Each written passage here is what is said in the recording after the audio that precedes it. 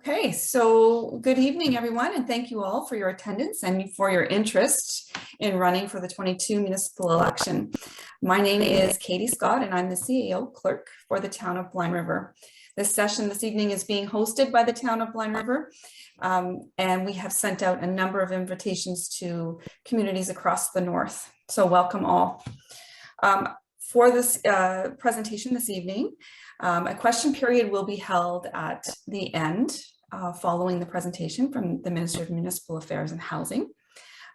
Please note that each municipality will have their own specific procedures and so forth with regard to the elections. So any of those you should contact your clerk directly, but the ministry will attempt to answer all of your questions this evening. If you wish to ask a question during the question period, that we ask that you raise your hand feature within the Zoom and then put your camera on. Once you ask your question and the question has been answered, we ask that you remute and turn your camera off.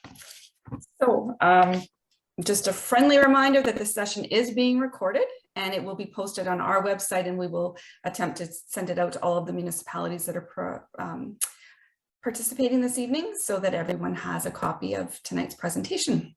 So now to introduce our presenters this evening from Municipal Affairs and Housing, we have Leah Yakeley, a municipal advisor, and Brian Sorrell, a municipal advisor as well, both head office out of Sudbury for our district. So I will turn the presentation over to Leah to commence. Thank you, Leah. Thanks, Katie. Okay.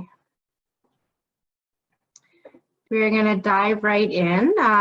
Again, my name is Leah Yakeley, and attending with me from the Ministry of Municipal Affairs and Housing is also Brian Sorrell, who will be jumping in shortly. I would like to thank the Town of Blind River for inviting us and for hosting this candidate and third-party advertiser information session. Just to note, these slides are meant to be a summary of some of the sections and should not be relied on for legal or official purposes. I do want to stress that we are not lawyers and that you should always consult the legislation and seek legal advice when necessary. We will not be able to cover every aspect of the municipal election, but hope that this provides you with a better understanding of the process and legislation and improves your comfort level. Congratulations for taking an interest in your community and in local government. To ensure we only cover what is needed to optimize time, I will start off by asking if you could just unmute yourself or raise your hand, or if anyone is a potential third-party advertiser or school board trustee here.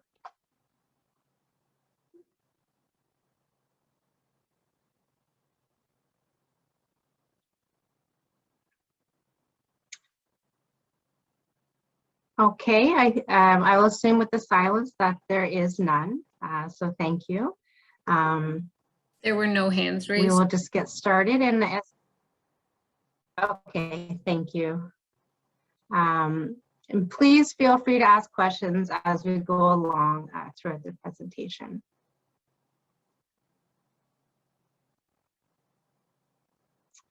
Okay, this slide outlines some of the topics we want to cover during this session, such as the roles of elected members of council and staff, the nomination process, some key dates, who is eligible, general campaign rules and election finances, and a number of other things.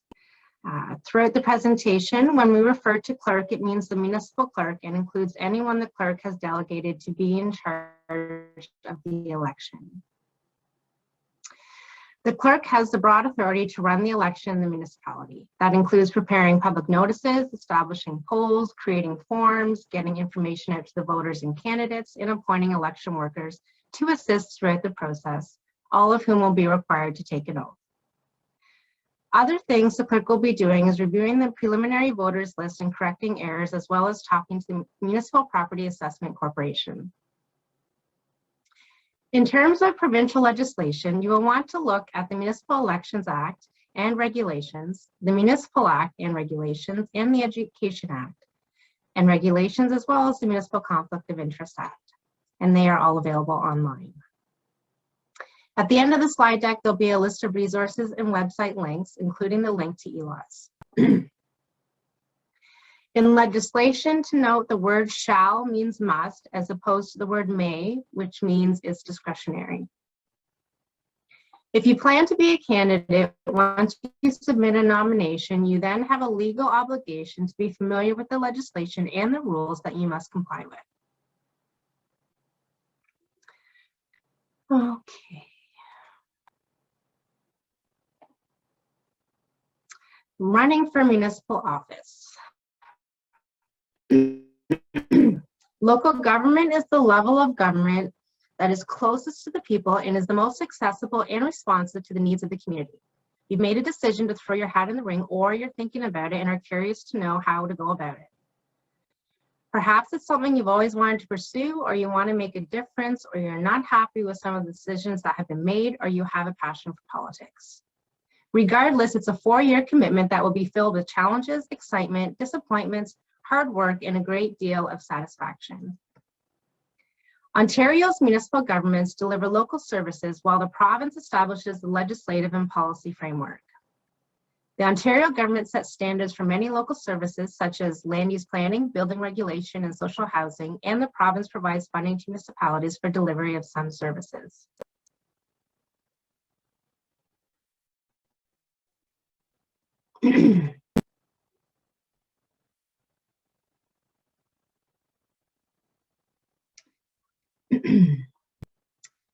The ministry also works in partnership with the municipal sector to support efficient and responsible local governments that are sustainable and investment ready.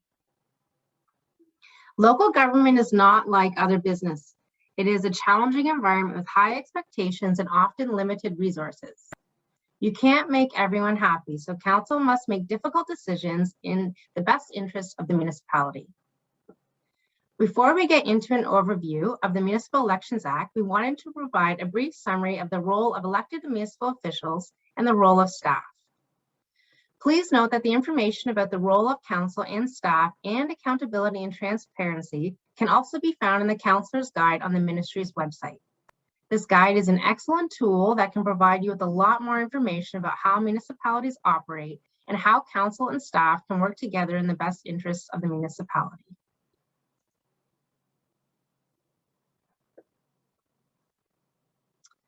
Council and staff roles.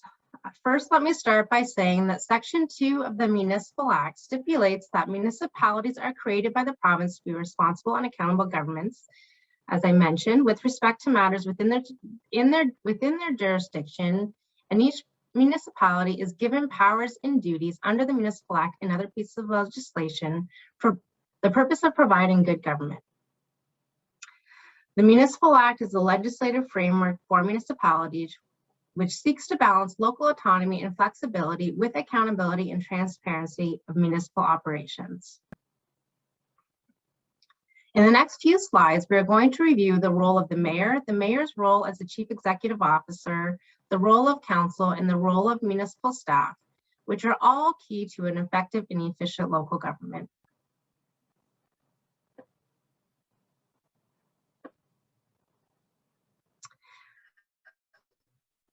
Section 224 of the Municipal Act outlines the role of council.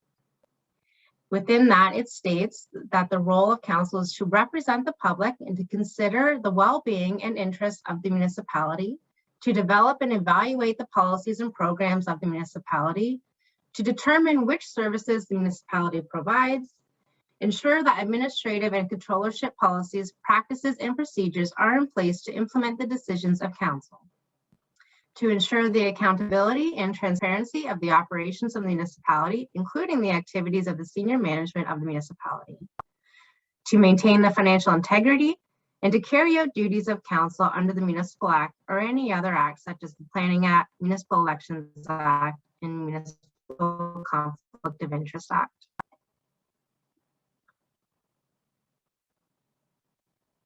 It also states that the role of council is to conduct meetings, pass bylaws, develop policies with respect to matters such as accountability and transparency, delegation of authority, disposition of and sale of land, procurement of goods and services, and many others. And that is all done as a collective group.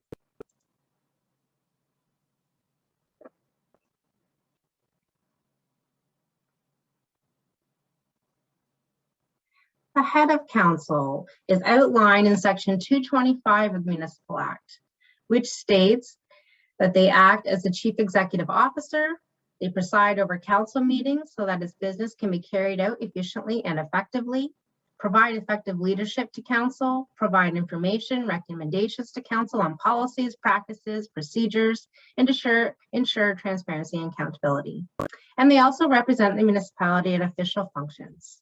The head of council is the chair of the meetings of council in the public face of the municipality. And they carry out the duties of the head of council under the Municipal Act.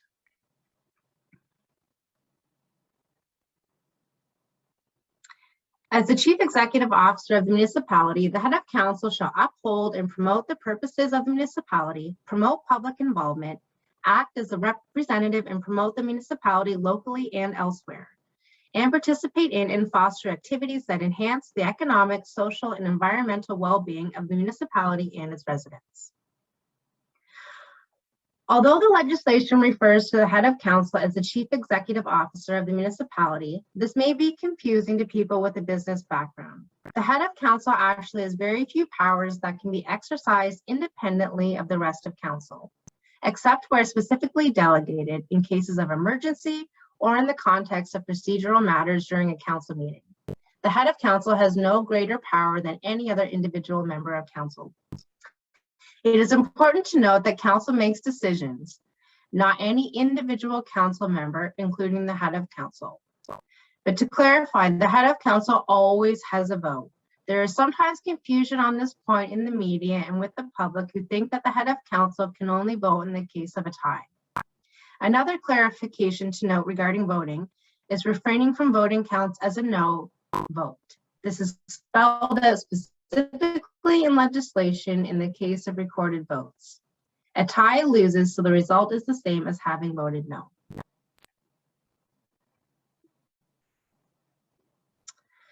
The role of staff is set out in section 227 of the Municipal Act, and their role would include implementing council's decisions and establish administrative practices and procedures to carry out council's decisions, undertake research and provide advice to council on policies and programs of municipality, and carry out duties required by legislation or other duties assigned by the municipality.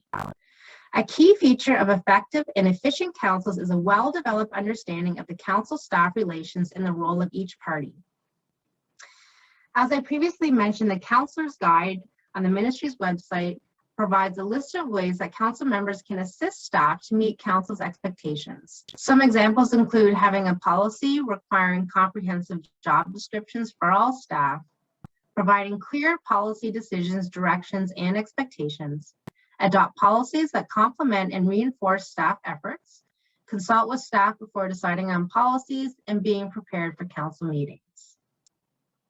And staff, in turn, should provide well-organized agendas with supporting materials, provide sufficient timely information and analysis to make council's decision-making easier, to notify council of changes to legislation and programs, and provide advice on policy. They also notify council immediately of any unintended or unexpected impacts of policy decisions, and they implement council's decisions as effectively and professionally as possible. As you know, there are some municipal staff positions that have statutory obligations, such as the clerk, the treasurer, chief building official, and fire chief. It is important that council not interfere with the statutory obligations of those roles. For example, the clerk and the treasurer positions have statutory duties or responsibilities assigned to them under the Municipal Act or other pieces of legislation. The Building Code Act would define statutory duties for the chief building official, and the Fire Prevention and Protection Act would define statutory duties for the fire chief.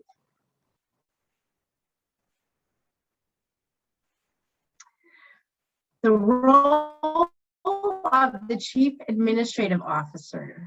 The municipal sets out this role as the CAO is responsible for exercising general control and management of the affairs of the municipality for the purpose of ensuring that efficient and effective operation of the municipality and performing such other duties as are assigned by the municipality.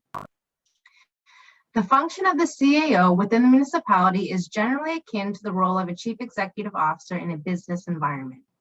The CAO is responsible for the general control and management of the day-to-day operations of the municipality, which may include developing and implementing appropriate internal administrative practices and procedures to ensure the efficient, effective, and accountable operation of the municipality.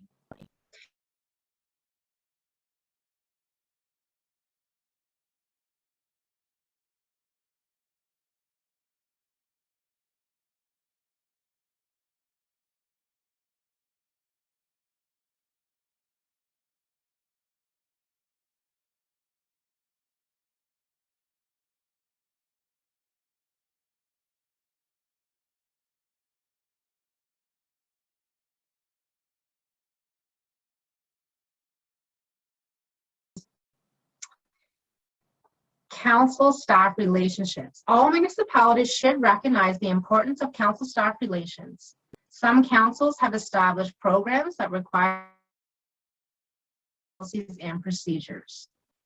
This practice recognizes staff experience and expertise and encourages communication. Councils and their administration have different roles within the municipality, but their roles have common goals and purposes.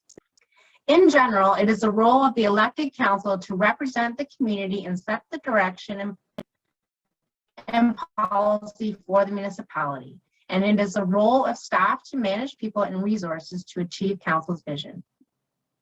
Staff and council rely on one another to move the municipality forward. Both staff and council provide leadership. Council provides political leadership, while administration provides leadership to the organization. The relationship between staff and council is interconnected, and it is important for council members and staff to respect one another's roles so that they can serve the public in an effective and efficient manner. Municipalities are required to adopt a policy on the relationship between members of council and municipal staff.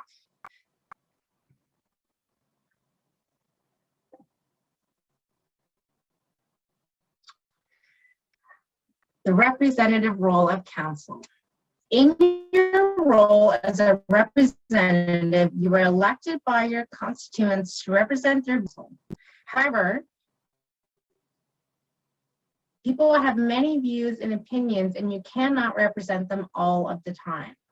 For many issues, you will have to consider a variety of opposing interests and make decisions that will not be popular with everyone. You should use your judgment and decide based on the best interests of the municipality as a whole.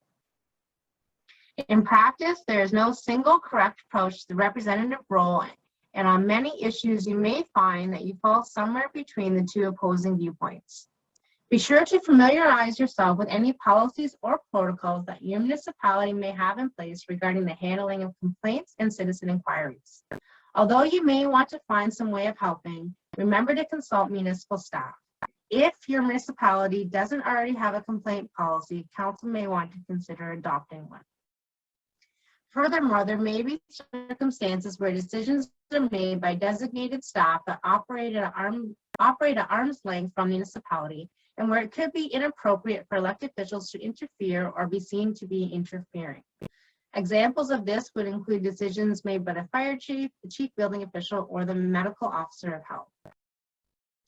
A councillor who has made promises that cannot be kept may lose credibility with the citizens and strain the working relationship with staff. As I mentioned before, each individual council member has one vote when making decisions. Every member of council should vote on matters in the best interest of the municipality as a whole. And every member should respect each other's points of view during and after debating an issue at the council table. Once a decision is made by council, it is a decision of the municipality, and staff are required to carry out and implement that decision.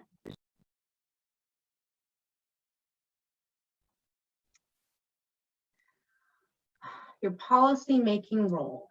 Some council decisions are routine. Others establish general principles to help guide future actions. Those are often considered policy decisions. Some policies can be specific, such as a bylaw requiring dogs to be kept on leashes in public areas, and others can be broader and more general, such as an approval of an official plan.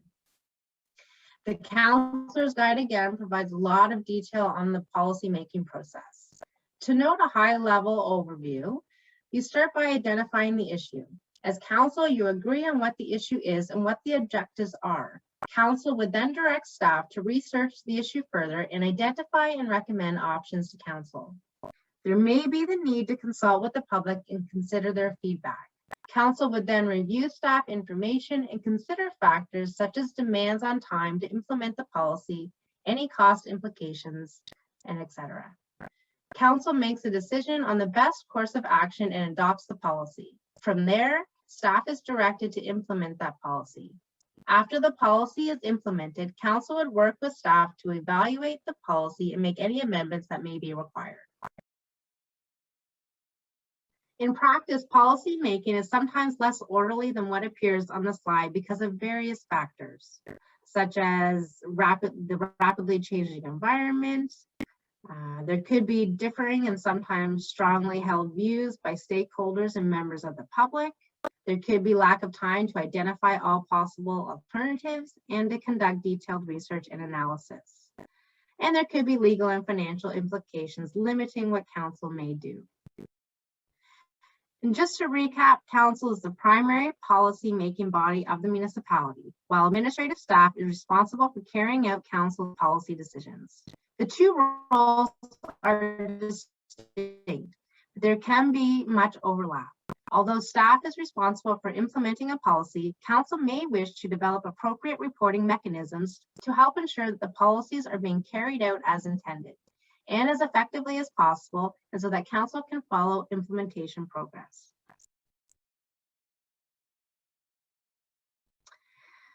Stewardship role.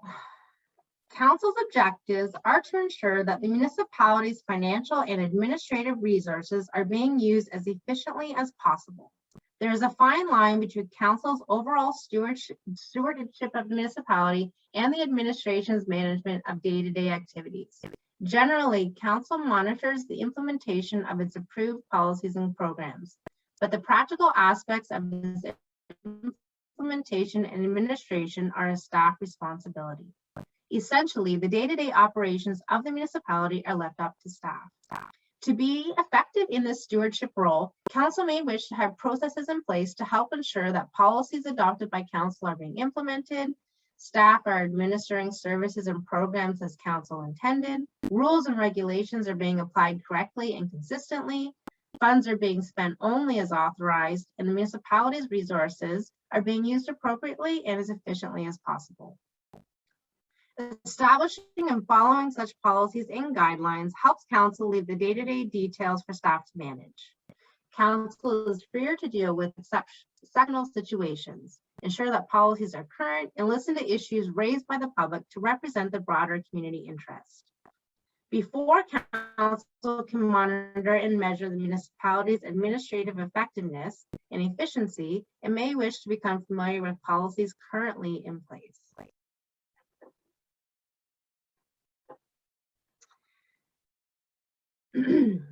Ontario municipalities and members of council operate under a legislated accountability and transparency framework that includes rules for the municipalities and rules for members of council and local boards.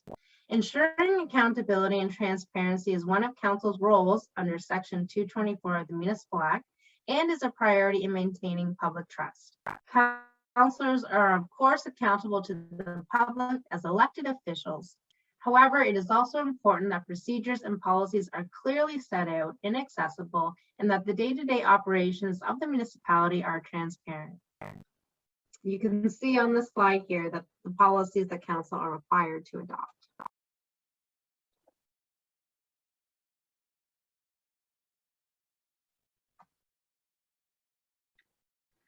Codes of conduct usually set out expectations and standards for council conduct.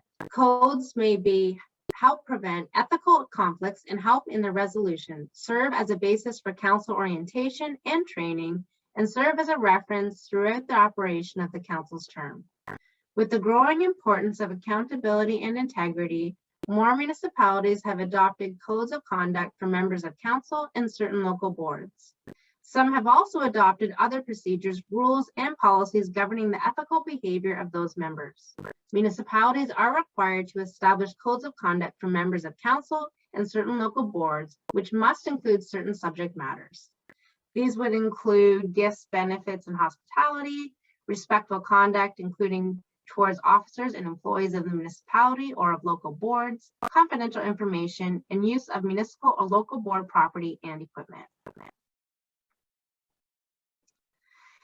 Municipalities are required to provide access to an integrity commissioner. An integrity commissioner operates independent of council and reports to council with respect to the application of the code of conduct of members of council and local boards, and procedure, rules, and policies governing the ethical behavior of members of council and local boards. The integrity commissioner functions may also include providing advice and education about the code and other ethical rules to members of council and the public, as well as conducting inquiries into requests from council. If the integrity commissioner reports that, in their opinion, a member of council has contravened the code of conduct, the municipality may impose a penalty in the form of a reprimand or a suspension of pay for a period of up to 90 days. It is up to the municipality to decide how to proceed after the integrity commissioner's report. To help ensure integrity and accountability in public office, the Municipal Act provides municipalities with authority to appoint certain integrity and accountability type officers.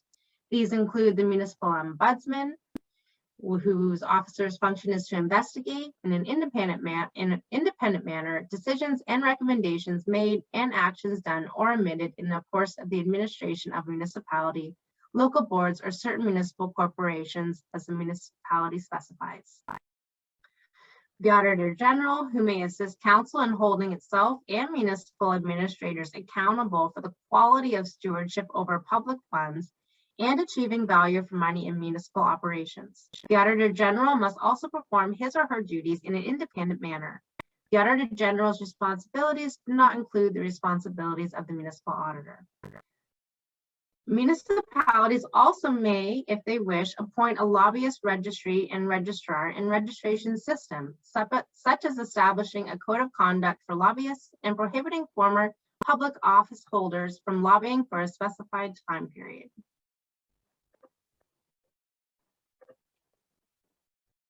The Ontario Ombudsman has a role with respect to municipalities. This role builds on the local accountability and transparency framework in the Municipal Act. This role is in addition to the Ontario Ombudsman's role as the default meeting investigator for municipalities that have not appointed a local meeting investigator. The Ontario Ombudsman supports transparency in government and may recommend improvements. The Ontario Ombudsman may investigate municipalities when a complaint is received or on the Ombudsman's own initiative. Although the Ontario Ombudsman may investigate, they cannot compel municipalities to take action. The Ombudsman may make recommendation to council and the municipality as part of their report, and it is then up to the municipality whether and how to address any recommendations made by the Ombudsman. It is up to the Ombudsman how to respond to complaints. For example, the Ontario Ombudsman practice is to investigate complaints made to local integrity officers or only after the local complaint processes are completed. The Ontario Ombudsman does not replace locally established complaint mechanisms or act as an integrity commissioner for municipalities. Local integrity officers and municipal codes of conduct are an important part of Ontario's local accountability framework. For more information on the Ontario Ombudsman, including its processes, please see the Ombudsman Act and the Ontario Ombudsman's website.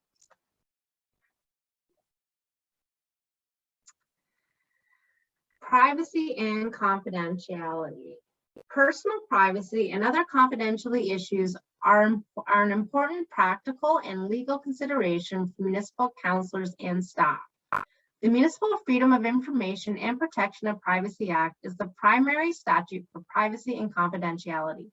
It sets out rules for collection, use, and disclosure of personal information. According to these rules, councillors and staff in most circumstances protect personal privacy and only collect, use, and disclose personal information in accordance with those rules. For example, depending on circumstances, councillors and staff may or may not be authorized to obtain personal information in the course of their duties. This might mean that at times, counselors could not obtain this kind of information from staff. Municipal freedom of information legislation also regulates confidential information of other kinds. Other laws, including local bylaws, also regulate personal and other kinds of confidential information.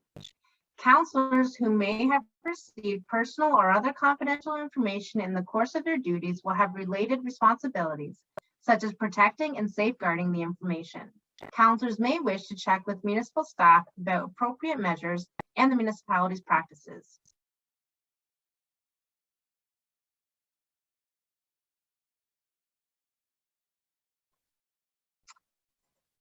And I'll just note that school board trustees are members of the school board. The trustees are locally elected representatives of the public and are advocates for public education. And as you can see on the slide, the Education Act creates 4 different kinds of school boards.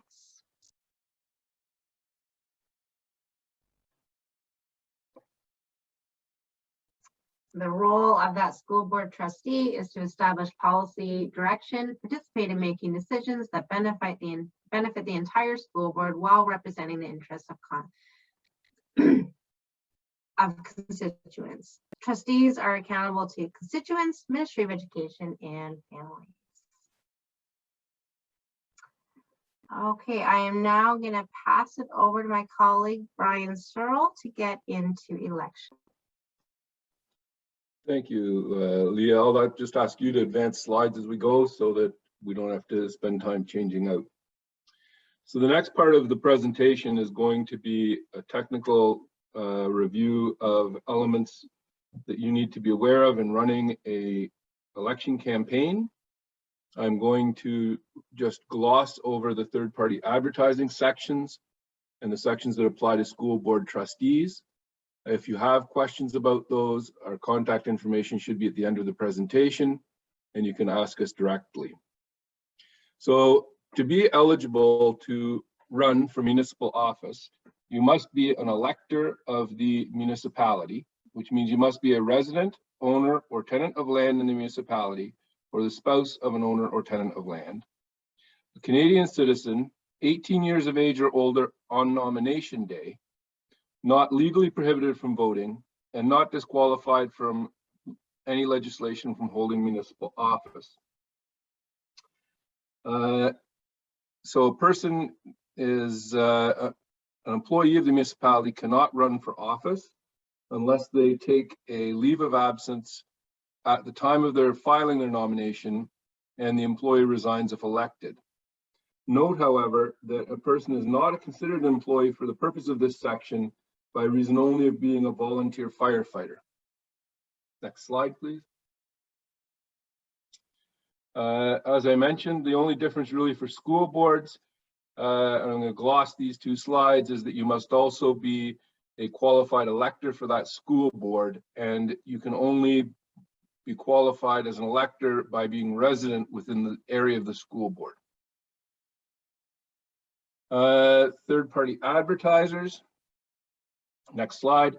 Third-party advertisers are corporations in Ontario that carry out business, individuals or trade unions that have bargaining rights in Ontario and who wish to advertise to promote, support, or oppose a candidate or a yes or no question on the ballot. Again, as we get into this, you'll see what advertising campaigns involve. So there's no third-party advertisers interested, so I'm going to skip this slide. Again, if you do have questions on it, please reach out to us. So the nomination process. The first day for filing nominations is May 1st, 2022. However, that is a Sunday. So unless the clerk has policies in place to permit electronic filing, you may have to wait until Monday, May 2nd to file your nomination. The last day and time for filing nominations is Friday, August 19th, 2022 by 2 p.m.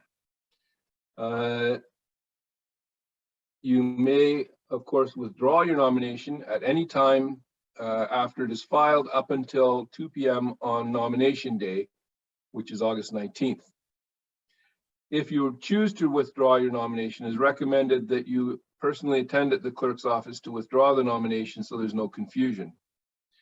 Clerks will then certify nominations by 4 p.m. on the Monday following nomination day. It's important for you to note that while you have filed a nomination, until you are a certified candidate, there's no guarantee that you will appear on the ballot. Once the clerk certifies your nomination, you will then the clerk is certified that you will appear on the ballot. You can still incur expenses and fundraise for your election campaign after you filed your nomination and before you are certified by the clerk. But if you are not certified, you would still have to file a financial statement and report on your election campaign. Next slide, please. Candidates must complete Form 1, nomination paper, and that's available on the Ontario website, and submit it to the municipal clerk with the filing fee. The filing cost is $200 for anyone running for head of council and $100 for all other offices. In determining whether or not the clerk will certify your nomination, the clerk must be satisfied that you are eligible in order to run. The clerk can ask you to show identification or fill out additional forms or provide additional proofs to show that you are eligible to run for a particular office. The nomination form is required to have an original signature. Note that if the clerk allows electronic filing, you are required as the candidate to maintain that original signed form until after the 2026 election and after council has been organized following the 2026 election. If there's a ward system, as long as you are eligible to vote in the municipality, you can run in any ward. If you do run in a ward where you don't live, you will not be able to vote for yourself, and you still must vote in the ward in which you reside.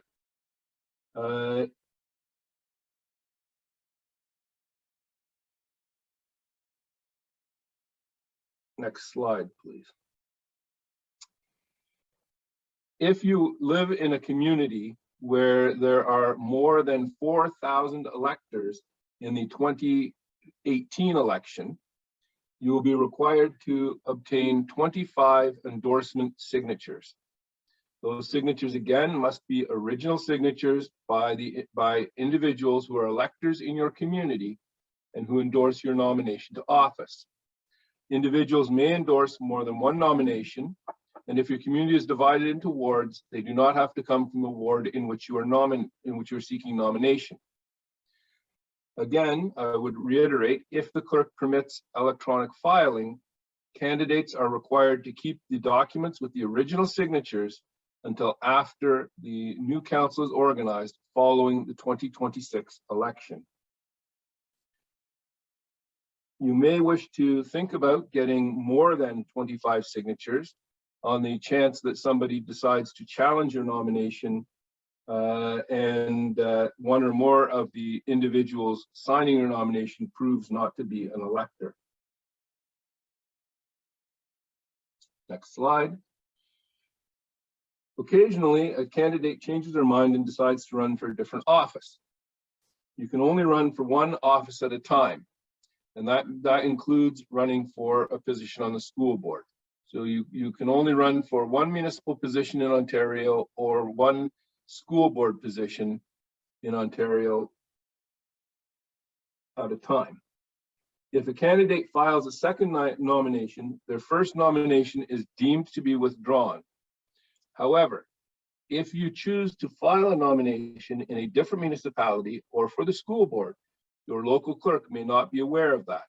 So you want to make sure that you withdraw your nomination, because if your name appears on two ballots in an election to which the Municipal Elections Act applies, so that's all municipalities in Ontario and the school boards, then your election to both offices fails and you lose your seats. If the candidate decides to run for another office and have already collected 25 endorsement signatures, if that applies, you don't have to acquire any more. You can just use those endorsements for the other office. If you decide to run for a different office on the same council and both positions are elected at large, everything from your first election campaign is transferred to the second campaign, and only one financial statement needs to be submitted. However, if you choose to run for a different office in another municipality, or choose to change out to a school board or from school board to municipality, then you have to file separate financial statements for each of those campaigns. Likewise, if you are in a community with wards and you go from nominating to be on council, you decide to run for head of council, then you have to file separate financial statements for the two campaigns. Next slide, please. Registration of third-party advertisers. Again, I'm going to just skip over this because no one indicated they were interested in that. If you are, please reach out to us and we will provide answers to those. So if you can move ahead, yes. So contributions. So the first thing to note is that your nomination fee is not an expense. It is a payment, but not an expense in your campaign. And if that is the only cost that you have, you do not have to file, you don't have to open a bank account. You still have to file a financial statement, and the financial statement has a check mark on it where you can mark that the only thing you spent was your nomination fee, but you still have to file that document. If you do spend any money or raise money, you have to open a bank account. A contribution includes money, goods, or services. So money is pretty easy, but goods or services would be, for example, if I was a web designer and I offered to design your election web page for free, that would be considered a contribution of a service and needs to be valued and reported on your financial statement.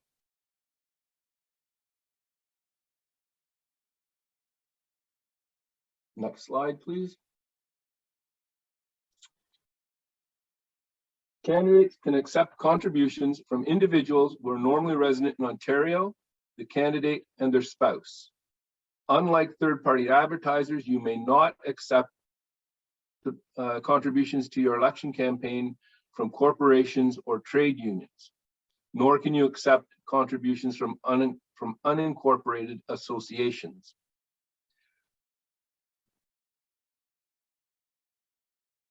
Next slide, please.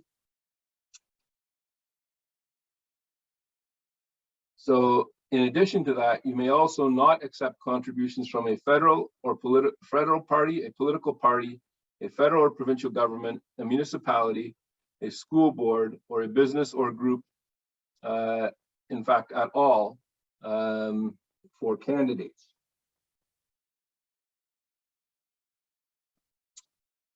There are limits to which individuals can contribute to election campaigns. It's on the next slide, sorry.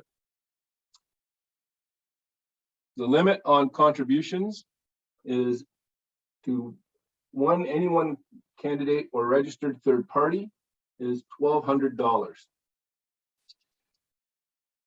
Did I skip a slide? Just a minute here. Oh, I did, I'm sorry.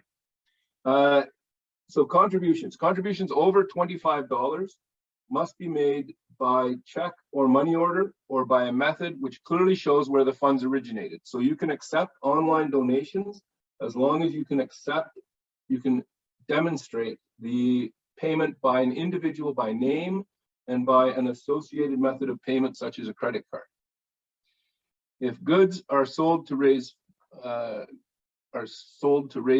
funds for your election campaign and they are valued at $25 or less, that amount is considered campaign income and not a contribution. Donations under $25 at fundraising events or pass the hat collections are limited to $25. Ticket prices of a fundraiser is a contribution. So if you have a hot dog dinner, and it costs you $10 to provide the dinner to an individual, and you're selling that for $20 as a fundraiser item, then the whole of that $20 is considered a contribution, and the cost of the fundraiser is considered an expense. Receipts must be issued for each contribution over $25 and should include the name and address of the contributor and the amount and date of the contribution.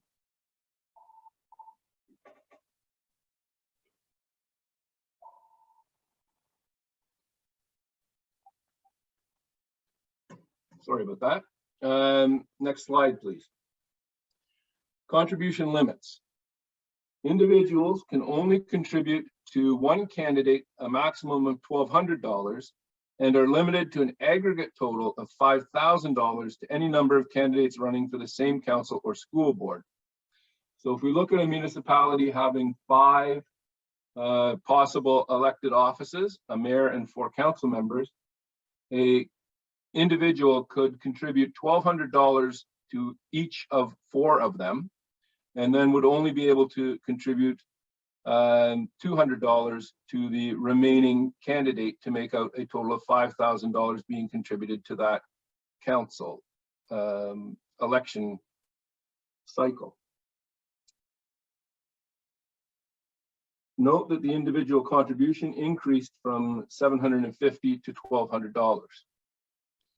The limit applies whether it is one large contribution or the total of a number of smaller contributions or a combination of money, goods, and services. So if I use my example of the web designer, if the cost that he would charge somebody normally for doing web design was, let's say, $500, then he could only contribute an additional $700 to the candidate in cash or by other goods or services, or he would be in excess of his contribution limit. Additionally, please note that when you are receiving contributions, you are required to inform contributors of these contribution limits. One tip in that regard is that you may wish to consider including on your receipts notes of the contribution limits. Self-funding limits. There's a limit on the amount that you can use for your election campaign out of your own resources. The limit is based on the number of electors voting for the office to a maximum of $25,000 per candidate. So what you'll see is that the spending limit for running for head of council is $7,500 plus 20 cents, 85 cents per elector, and your self-funding limit is $7,500 plus 20 cents per elector. You're running for other seats on council, your limit on your campaign spending limit is $5,000 plus 85 cents an elector, and your self-funding limit is $5,000 plus 20 cents per elector. So there's a 65 cent per elector discrepancy between the amount that you can spend from your total election campaign and the amount that you can fund from your own pocket. In addition, your self-funding limit also has a maximum of $25,000. Any contributions you make, including contributions you make yourself, must be deposited into the campaign account, a receipt provided, and contributions reported on the financial statement. Next slide, please. Should you choose to borrow so that you have funds to buy things such as election signs or websites prior to doing any fundraising, you may do so. Loans can only be borrowed from a bank or other recognized lending institution in Ontario, and they must be directed into your campaign account. The loans may be guaranteed by the candidate or their spouse. You cannot loan yourself money in excess of your $25,000 limit or your self-funding limit, whatever the self-funding limit is in your community. You can you can't receive a loan from family members or from corporate accounts that you may have access to. The loan has to come from a bank or other recognized lending institution. The loan is not considered a campaign contribution, it is campaign income. And the contributions that you use to repay the loan are considered contributions, but the interest that the loan incurs is considered an expense, but the loan principal is not. Moving to the next slide. For the purposes of the Municipal Elections Act, the following are considered campaign expenses. So all costs incurred for goods or services under the direction of a candidate, wholly or partially for use in their election campaign. That may include things such as the value of contributions of goods and services, audit and accounting fees, interest on loans, the cost of holding fundraising functions, the cost of holding parties and making other expressions, excuse me, expressions of appreciation after the close of voting.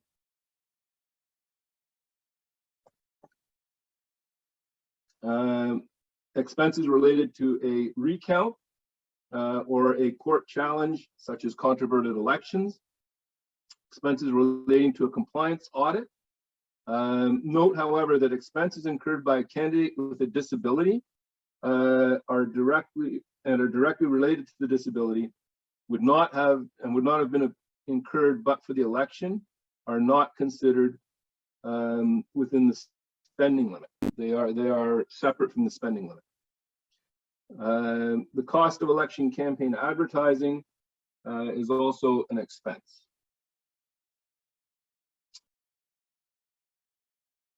You should become familiar with the campaign expense provisions, and they're set out in the candidates guide on our website. Campaign expenses are those expenses incurred by the candidate or on the candidate's behalf during his campaign. The nomination filing fee is not an expense and is not included on the financial disclosure form. Goods and services donated are expenses and must be reported, and a receipt must be provided for the fair market value of the good or service. Only nominated persons can incur expenses during their campaign period. Payment of any campaign expense must be drawn from the campaign account, and a receipt providing the details and proof of payment must be obtained. All expenses must be reported in the relevant financial disclosure form and filed with the clerk by the candidate. Again, if the clerk permits electronic filing, it remains the obligation of the candidate to keep those financial records, the original financial records, until after the new council is organized following the 2026 election. With respect to campaign inventory, if you ran in the last election and you want to use leftover goods such as signs or office supplies, you need to estimate the current market values for those goods, and that gets recorded as an expense. Conversely, if you end up at the end of the leftover inventory at the end of this campaign, it becomes your personal property. But if you store them to use for another election, any costs for storage are not considered campaign expenses. Moving to the next slide. As I mentioned, you have a spending limit with respect to. Oh, am I skipping a slide again? I just covered that one, so it is the next slide. Spending limits, please. The spending limit for candidates and the maximum amount for parties after voting day are set out in Ontario Regulation 10197. The clerk will calculate your spending limit twice. You will get a calculation at the time you file your nomination, which is based upon the number of electors on the voters list in the last municipal election as of September 15, 2018.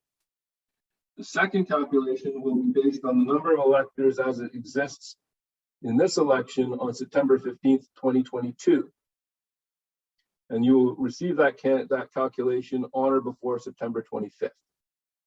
Whichever number is higher is the spending limit, and the clerk's calculation is final. So if your municipality had a growth in population, you may have an increase in your spending limit. If your municipality had a decrease in its electors from the 2018 election, then the number that you get with your nomination form, that would be the number that you're permitted to spend. It does not go down, it can only go up. There's also a spending limit for parties and expressions of appreciation, and that is 10% of the above calculated amount. And please note that parties and expressions of interest can only occur after voting day. If you decide to have a party at 6 o'clock on voting day to watch the vote roll in, that is not an appropriate amount to claim as a party or expression of appreciation. Next slide, please. So I've covered that, so we'll go on to the next slide. There are some expenses which are not subject to the spending limit. So holding a fundraising event or activity is not subject to the general campaign spending limit. The expenses related to a recount, if you have one, any expenses incurred with respect to a disability that are directly related to the disability in making your campaign accessible to you is not an expense that is subject to the general spending limit. Audit and accounting fees, expenses related to a compliance audit, expenses related to court action, or expenses incurred after voting day.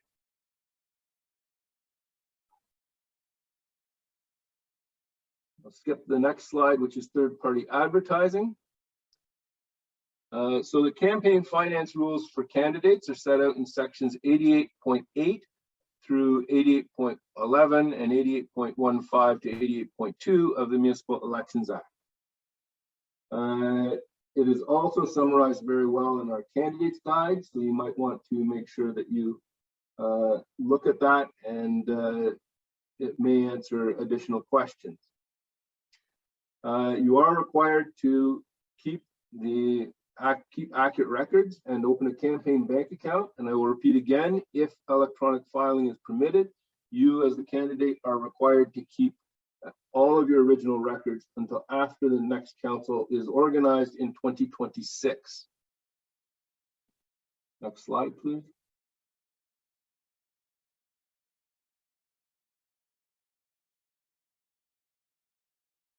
So you want to make sure that you keep records of receipts issued for every contribution over $25, the value of every contribution of goods or services, and how that valuation was determined. Whether or not the contribution is a form of money, goods, or services, you'll need to have a contributor's name and address, or at the very least associate their name and a payment method. Every expense, including the receipts obtained for each expense. And all campaign financial records must be retained until after November 15th, 2026, when the new council has been sworn in.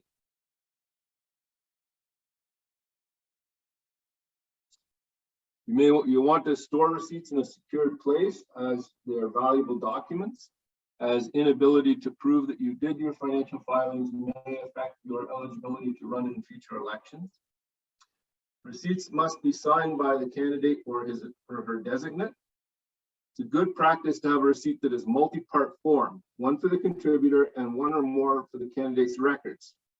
Receipts should be sequentially numbered, and you may wish to also consider including contribution limits on the receipt so that you can show that you have in fact advised people who are contributing to you of the contribution limits. You want to open a bank account if you are spending money, or receiving contributions, which provides monthly statements and canceled checks. You want to think about producing duplicate deposit slips for every deposit, including listing the names of the contributors and the amounts received from each. You may want to review Form 4 on our municipal website at the beginning of your campaign to give you an idea of what information will be needed to report at the end of the campaign. Next slide, please.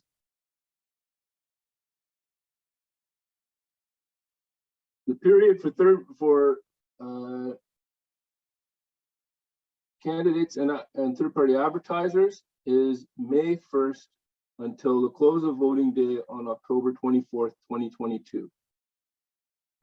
During that time, you cannot cause an elections campaign advertisement to appear unless you provide the following information to the broadcaster or the publisher in writing: your name, a business address or telephone number, or whatever you're using for your campaign office, and that the advertisement has been published under your direction.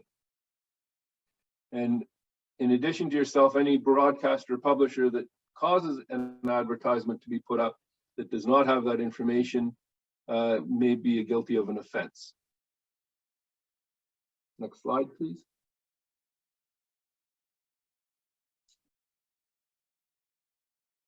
The broadcaster is going to be required to keep records containing that information for 4 years after the advertisement appears, and is to permit the public to inspect that. So you want to make sure that if you are uncomfortable with individuals using your home phone contact, you'll want to set up a business contact that you're using for the purposes of your election campaign. Next slide, please.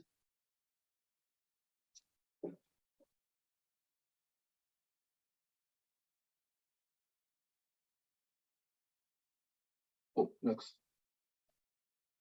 I'm on slide 51. Right. All candidates are required to file Form 4 with the clerk, regardless of how much or little they spent or fundraised. If you filed a nomination form, you must file a Form 4. This form is required even if you withdrew your nomination, were acclaimed, or your nomination was not certified. If you register, a candidate may resubmit a financial statement to correct any error up until the filing deadline. The filing deadline for candidates is 2 p.m. on Friday, March 31st, 2023.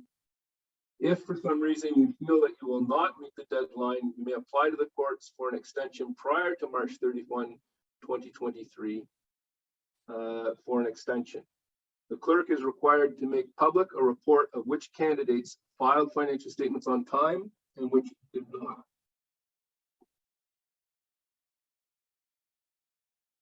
All contributions must be reported. In addition, the names of individuals who contribute more than $100 have to be reported on your financial statement. So individuals under $25, you don't even have to know who they are, because you don't have to give them a receipt.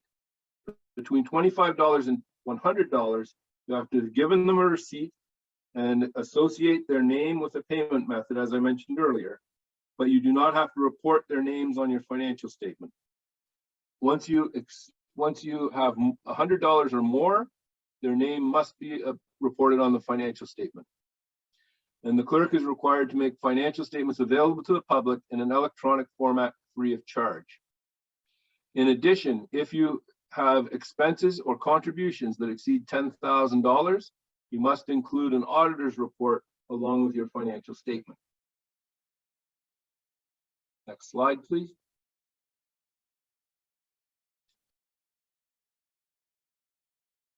Candidates can close their campaign and file their financial statement at any time after voting day until January 3rd, 2023. On January 23rd, 2023, whether you have filed financial statements or not, your election campaign is deemed to be closed and you cannot incur any more expenses or fundraise. Clerks are required to make public by April 30th, 2023, or within 90 days of a by-election, a report on their website or an electronic format, setting out all candidates and third-party advertisers and indicating whether they have complied with the filing requirements. As I mentioned, clerks can allow the electronic filing of financial statements, in which case it remains the candidate's obligation to keep all original records until after the 2026 municipal election and until November 15th of that year when the new council in that election is organized.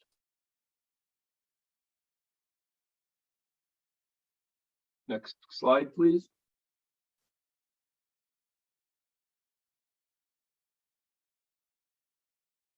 So there was a change with respect to the return of the candidate's nomination fee, and now is refundable only if the financial statement is filed on time.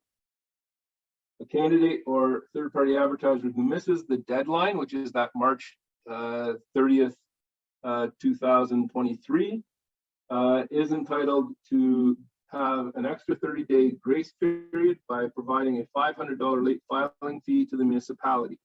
If you think you're going to need more than 30 days, you are well advised to consider applying to the courts for an extension in advance of the filing deadline date and ask them to provide you a longer period. You are entitled to resubmit a financial statement to correct any errors that you may have noticed after filing the first one up until the filing deadline. Next slide, please.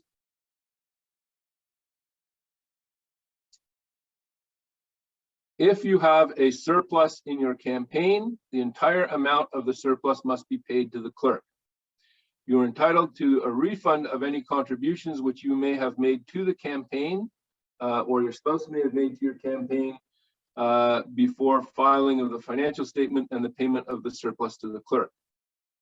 The clerk will hold those monies in trust for you in the event of a compliance audit. Once the compliance audit period has passed and there is no compliance audit, the surplus becomes the property of the municipality. Next slide, please. Every municipality has a compliance audit committee. They are established by October 1st in the year of the election, have the same term as council, and cannot include any municipal employee or candidate from the election or third-party advertiser. Note that the clerk is the secretary of the compliance audit committee. The clerk is going to be responsible to review contributions and to prepare a report for consideration by the compliance audit committee if a contributor appears to have exceeded any contribution limits. The process is related to reviewing contributions as reported on the financial statement and is not connected to the compliance audit process. If it is apparent to the clerk that a contributor has exceeded one or more of the contribution limits, that's the $1,200 individual limit or $5,000 aggregate limit to all members on a council, the clerk would need to report that to the committee, which would meet to determine whether or not to proceed with legal action. Additionally, the clerk is going to review your financial statement to determine whether or not you have exceeded any of your spending limits. If your financial statement reports on the face of it that you have exceeded a spending limit, the clerk will also report that to the compliance audit committee. The clerk will also review your financial statement to determine whether you have accepted any ineligible contributions and not turned those ineligible contributions over to the municipality. So for example, if you received, you were doing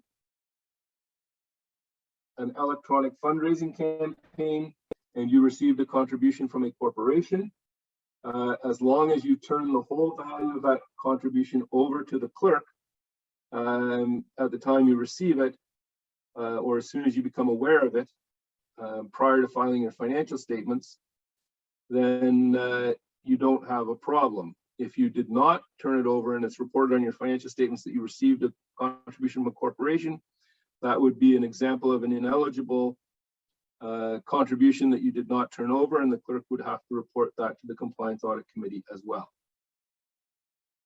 Additionally, electors entitled to vote in the election may apply for a compliance audit, even if you have not filed a financial statement. The application must be in writing and set out the electors' reasons for why they believe that you contravened the Municipal Elections Act. And once it is submitted to the municipal clerk, it is sent on to the Compliance Audit Committee for their consideration. such applications can be made within 90 days of the filing deadline. Also note that the Compliance Audit Committee does not replace the elector's ability to choose to challenge you at court at their own expense. Next slide, please. The Compliance Audit Committee's meetings are required to be open to the public, but the committee may deliberate in private. So they will meet, they will generally hear from the complainant or review the report that they have received, give you an opportunity to respond, then they will adjourn to another room, discuss the evidence that they have received, and come out and make a decision. The Compliance Audit Committee is required to provide brief written reasons for its decisions. And if they wish, they may direct that an audit of your expenses occur. If that occurs, that audit is at the cost of the municipality. And the auditor will report on whether or not there is an apparent contravention. If the Compliance Audit Committee determines that there's been an apparent contravention, the committee can then decide whether to proceed with legal action. Any decisions of the committee may be appealed to the Superior Court of Justice. And additionally, as I mentioned, any person who believes that a candidate has contravened the Municipal Elections Act may proceed with legal action without having first obtained a compliance audit. Next slide, please.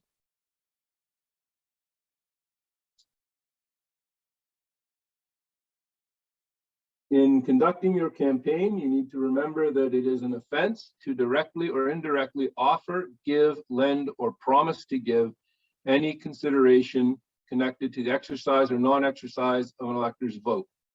You can't pay anyone to vote or to not vote, or give them a promise of office or employment, or to give them money or other valuables.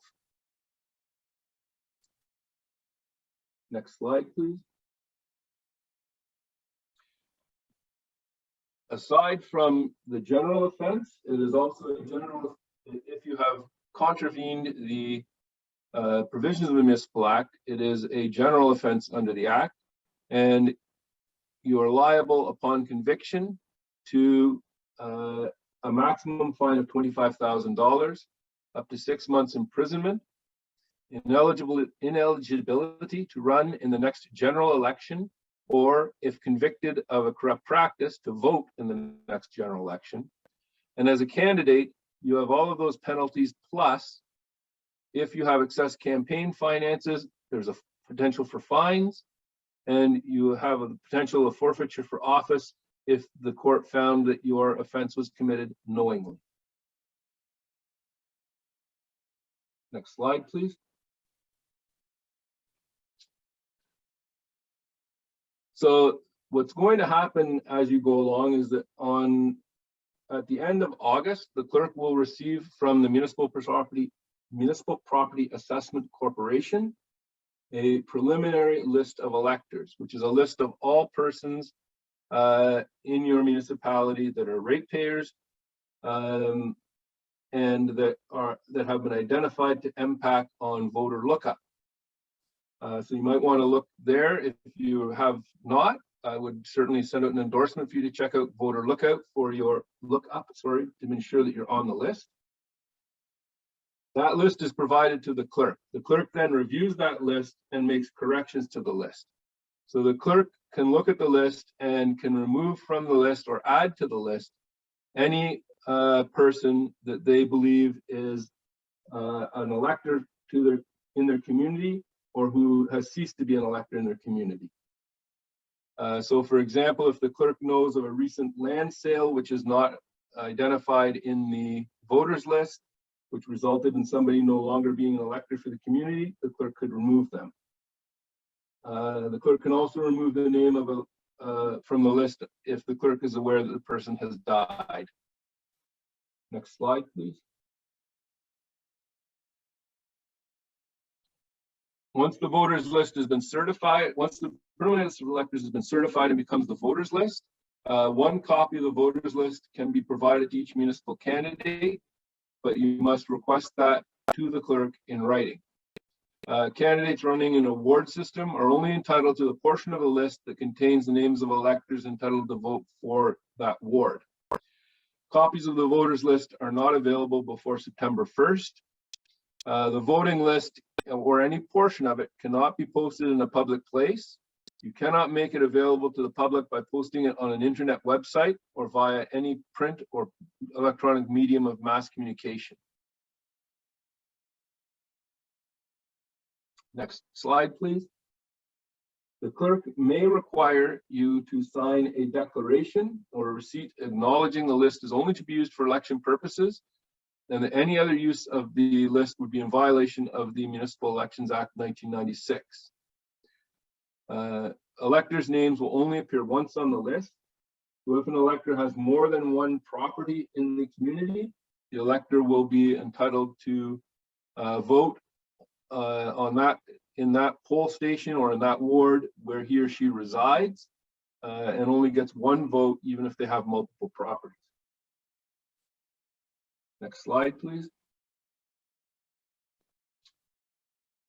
For those of you whose communities are undertaking traditional ballot elections or who have alternative voting methods which specifically permit the use of proxies, you may have the opportunity to have proxies used in your election campaign.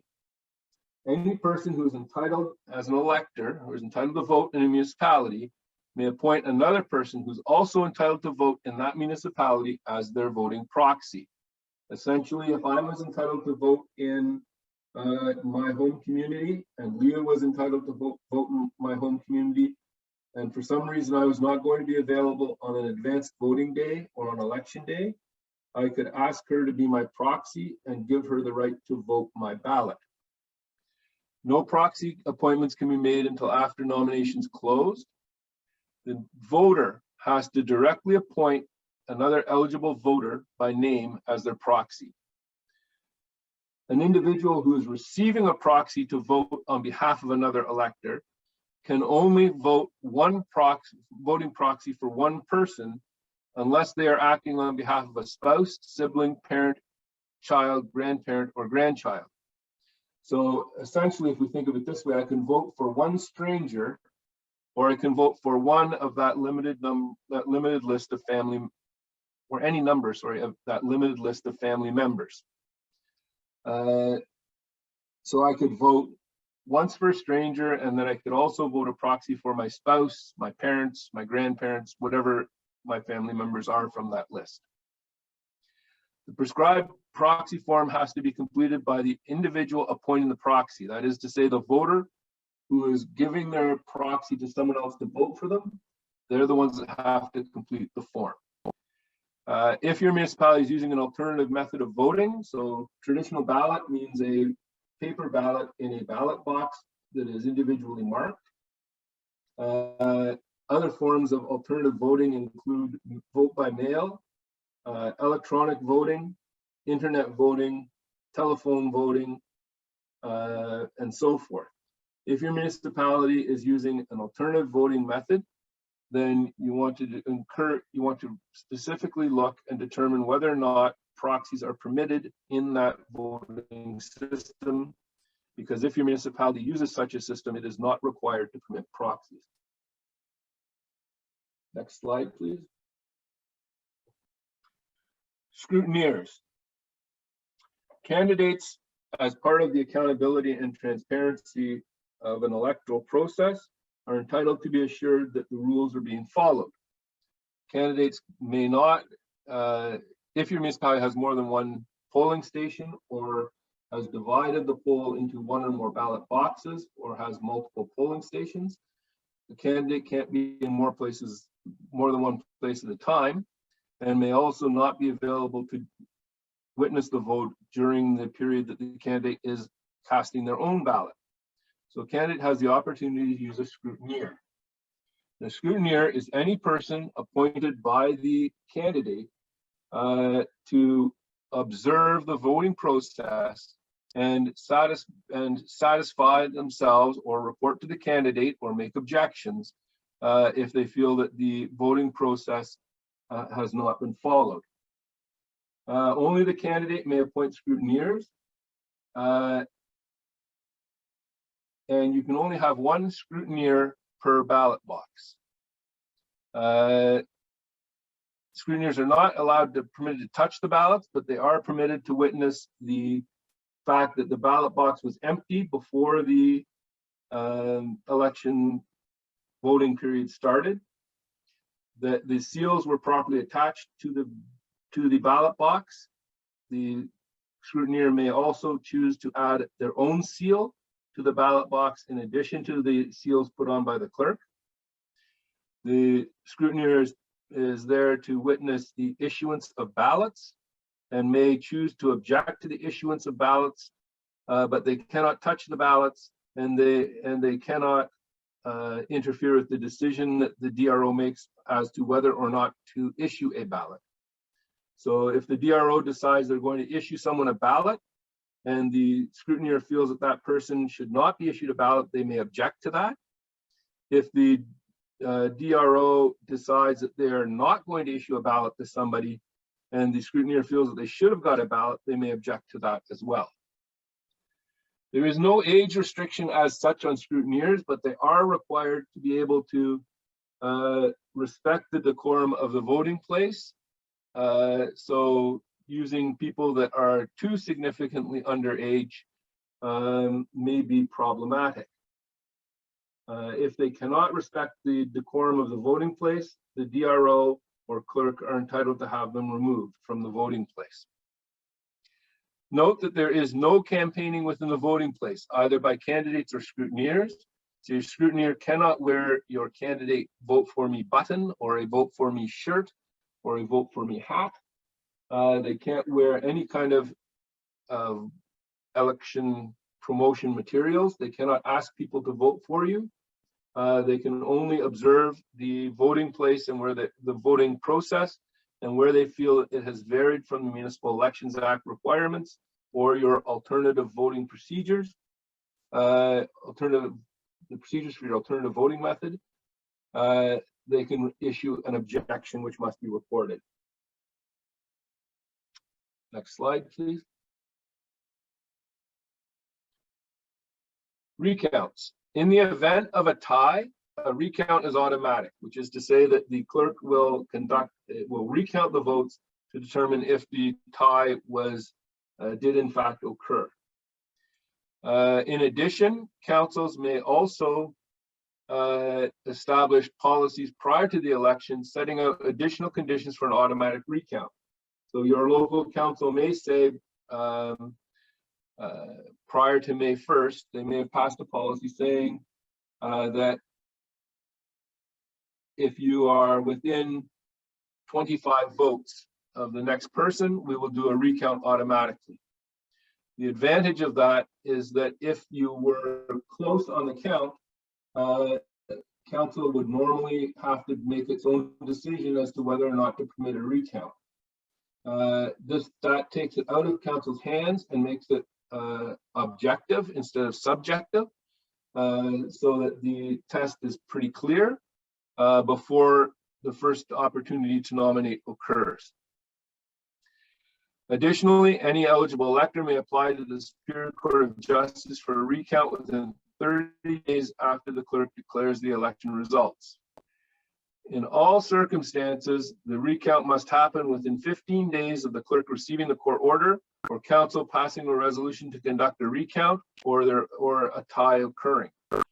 The recount must occur in the same manner as the original account, with one exception. If a court, in reviewing the application for a recount, upholds one or more objections by scrutineers to the inclusion or exclusion of ballots, the court can order that those ballots be included or excluded, as the case may be, adding them into or removing them from the original count. But the balance of the count, including the manner of the count, must continue as it was originally, just with those votes included or excluded as the court directs. Next slide, please. So some key dates you're going to want to think about. May 1st is the opening of nominations. Again, you may have to wait till May 2nd unless your municipality allows electronic filing. August 19th is nomination day. That's the last day on which you can file or withdraw your nomination, and that closes at 2 p.m. on that day. August 21st is the last day for third-party arbitrageurs to register. August 24th is voting day. Close of voting is at 8 p.m. unless something happens that requires your municipality to extend voting hours, such as happened to some municipalities in the last election. You cannot incur expressions of interest, of appreciation, or expressions of appreciation or parties until after voting day, or that you're not compliant with the act. January 3rd is when your campaign period ends, unless you choose to file your financial statement before then, in which case it is deemed to end when you file your financial statement. And March 31st is the deadline for filing your campaign financial statement, unless you do it earlier. So we have some resource links on the next slide. And if you receive this copy of this PDF electronically that we had sent to the organizers, they are live links, so you can just click on them in the PDF. The MMH Municipal Elections Resources has links to the Candidates Guide, the Voters Guide, and the Third-Party Advertising Guide, including as well links to all of the forms required, all of the mandatory forms, prescribed forms. You may also want to think about looking at the Municipal Councillor's Guide to have a better understanding of the roles and responsibilities of council and of staff and what you are getting into as you go into the electoral process. Next slide, please.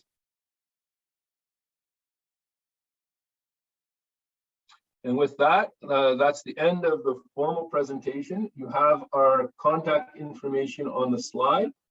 Either Leah or I are more than happy to answer any questions that you have that you may want to bring up now, or if you don't want to bring them up in front of the group and wish to send them to us at our email addresses, we're more than happy to answer them through that means as well. So were there any questions? Brian, this is Katie. There's a few questions in the chat. If you have access to that. Yeah, okay. So where are we here? Do you have questions? You indicated that council can only make decisions and direct staff as a group. Can you reveal the importance and legal requirement of meeting in public, and that so-called backdoor meetings are not legal or acceptable practice, indeed are counterproductive to building trust, accountability, and transparency, and also CAO as council's sole employee for the purposes of maintaining a healthy governance administration relationship? I think it is important that this be made clear right off the top. It can be difficult for those coming from the private sector to adjust to this way of thinking. So, yes, one of the most confusing parts of the Municipal Act is the use of the term Chief Executive Officer in relation to the description of the role of Head of Council. That, combined with the fact that many people watch American TV programs and see the strong mayor system that many on federal and state authorities have, often makes people think that a mayor has the same authority as Chief Executive Officer as that term is used in business.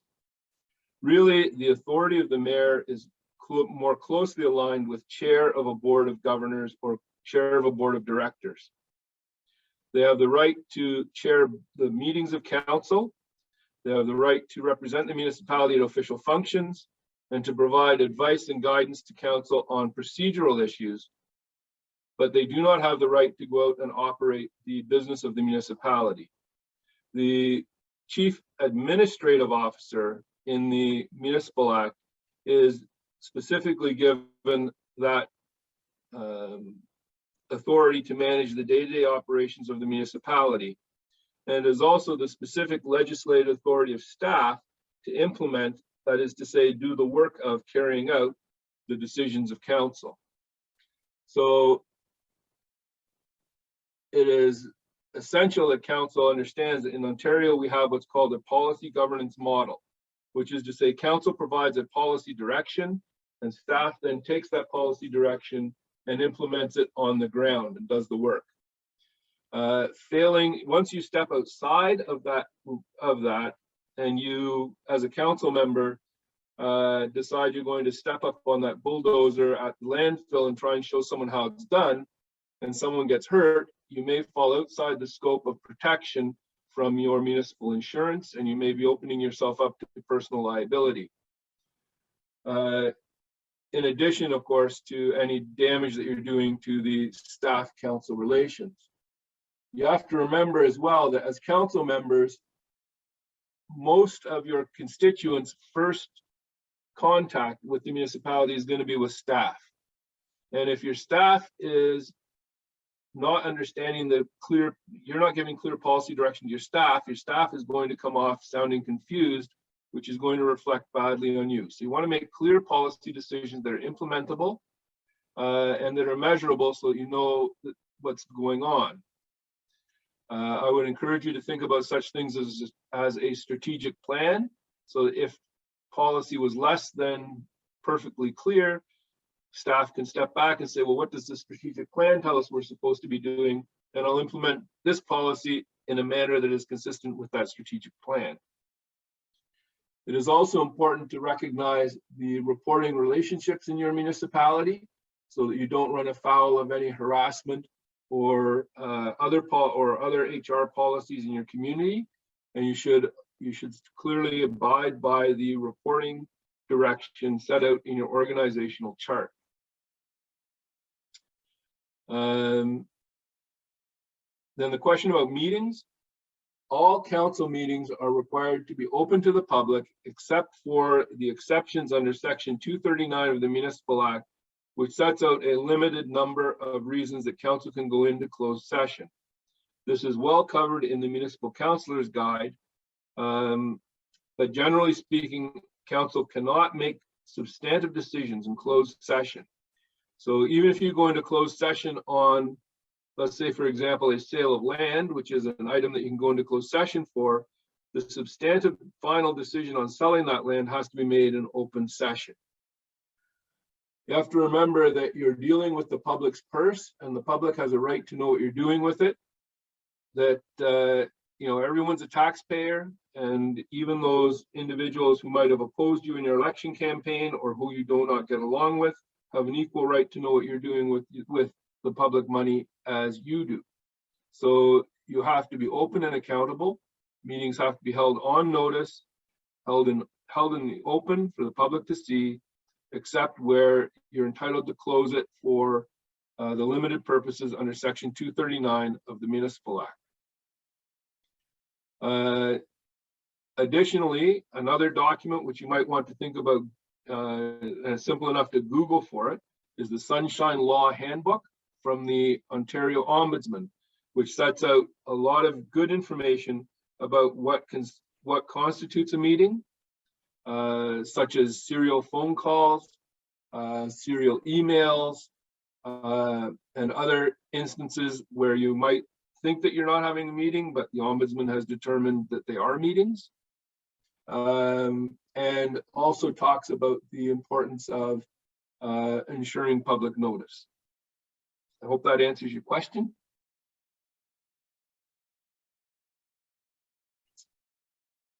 How can scrutineers be involved in an alternative voting situation, i.e. telephone and internet? So the way in which that typically occurs is that the scrutineers are available to witness the count. So they can be present at the voting center and witness the count, can see that the counting software is properly tested prior to it being activated for the count, and that the count data is properly loaded, and see the results. I agree that it is more limited, I suppose, in a sense than it is in a traditional ballot where you can see the ballot being issued. But the scrutineers can certainly be present during the count.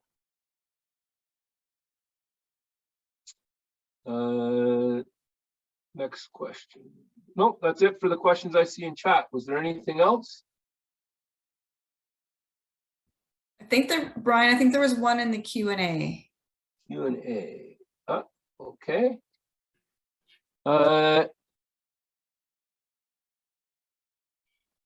Okay, what is the rule on how long you cannot post meetings of minutes? Is 14 months too long?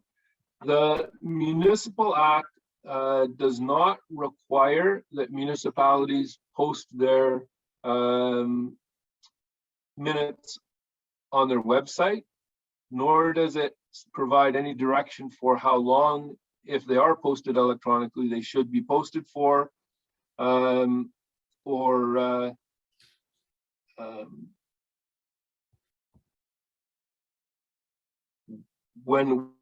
would be an appropriate minimum time that they should be posted for. That is a local decision that needs to meet the needs and interests of your local community. However, the municipality is required to maintain minutes of their meetings.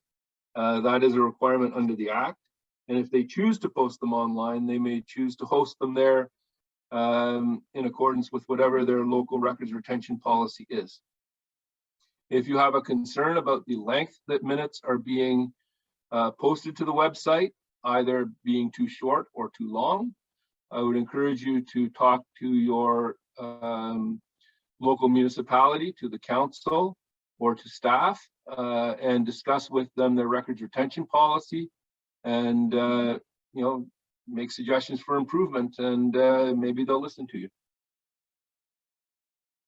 I hope that answers that question.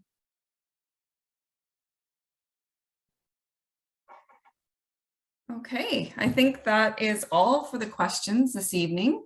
But as Brian indicated, that their email address is up here. So if you wish to reach out to them following the meeting, please do so. The presentation will also be live on the Blind River website, and we will circulate it within the other municipalities. So if there is no other questions, we thank you, Brian and Leah, for this informative information session. And thank you everyone for taking the time tonight to show your interest in running for council. It's definitely an important part of each of your communities. Have a good evening, everyone. Thank you.